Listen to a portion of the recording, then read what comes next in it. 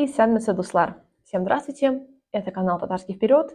Меня зовут Алсу. В сегодняшнем видео рассматриваем также новую тему. Бүгін мен түбәтейні киіп отырам.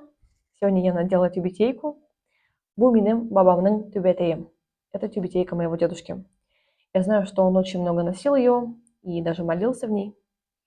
Ну что ж, пошли, начинаем. Тема звучит как множественное число, но давайте перед этим рассмотрим 15 наших самых первых с вами слов, и на базе их мы уже будем работать сегодня.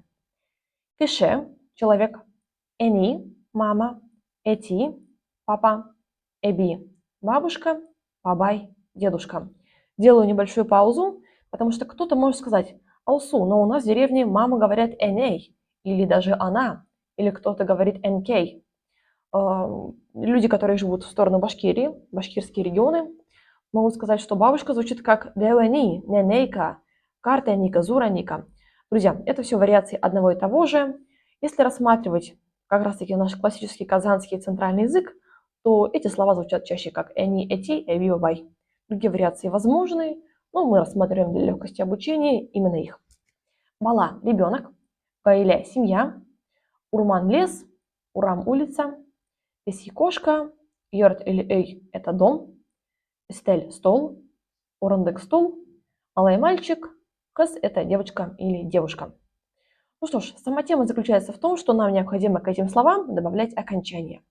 Давайте возьмем слово эни, что переводится как мама, и вот чтобы сказать мамы, мы добавляем окончание лер. Эни лер. Слово эби – бабушка. Чтобы сказать бабушки, вы добавляете окончание лер. Эби лер. Бабушки. Но татарский язык у нас очень двоичный. Это означает, что слова в нем бывают твердые или мягкие. Соответственно, для мягких слов вы добавляете окончание лер. А вот если слово твердое, например, слово бабай, дедушка, то к нему уже пойдет окончание лар. Бабай лар, дедушки. Слово твердое, потому что в нем звуки а, да, то есть это твердое слово. Давайте возьмем слово гаиле, семья. Как вы скажете семьи? Гаиле лер. Это слово мягкое, в нем много мягких звуков, звук звук и, поэтому гаиле лер, семьи. Слово песи, кошка. Как для вас оно звучит? Твердо или все-таки мягко? Песи, мягкое слово, поэтому окончание лер. Песи лер, кошки. Еще пару примеров до автоматизма. Слово кыз, девочка. Как вы скажете девочки? Кызлар. Твердое окончание к твердому слову кыз.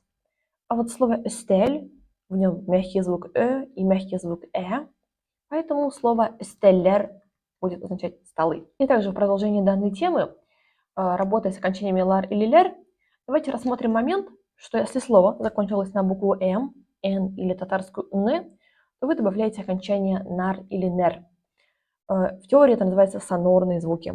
Например, улица Урам, а вот улицы Урамнар. Также нар соответствует твердым словам, а нер – мягким словам. Лес Урман, а вот леса Урманнар. Например, в Татарстане много лесов. Татарстанда Урманнар куб. Слово имен означает дуб, а вот чтобы сказать дубы, это будет звучать как имен-нер. Давайте проверим, как вы усвоили тему множественное число. Возведем все эти слова в множественную степень. Человек – это кеше, а люди в множественном числе – кешелер. Ребенок – бала, а дети – бала-лар. Заяц – куян, да, новое слово. Будьте внимательны, потому что слово заканчивается на букву «н». Зайцы – куян-нар. На этом тема все. В принципе, мы рассмотрели сами данную тему. Еще раз напомню, что я работаю индивидуально, в парах и в группах. У меня есть новый курс «Татарский язык с нуля». Его прошли уже более 100 моих учеников. Он представляет собой более расширенную тематику того, что мы рассматриваем сейчас на канале. Вся связь по номеру на экране.